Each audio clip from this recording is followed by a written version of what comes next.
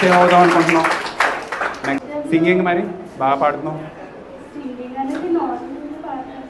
నువ్వు ఏదైతే పాటలు పాడుతున్నావో యూట్యూబ్ ఛానల్ పెట్టుకొని కంటిన్యూస్గా నువ్వు పాడుతుండు, ఎవరు చూస్తారో చేస్తారో అని అనుకోకండి.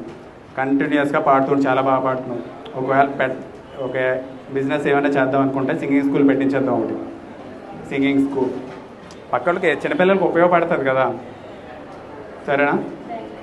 కానిస్టేబుల్ అవుదాం అనుకుంటే దాని ఓరియంటెడ్గా ఏదైతే ఉందో నువ్వు నీకు ఏదైతే ఎగ్జామ్స్ పెడతారో అది చెప్పు, దానివల్ల స్కిల్ వస్తుంది, తర్వాత నీకు ప్రాక్టీస్ అవుతుంది, సరేనా?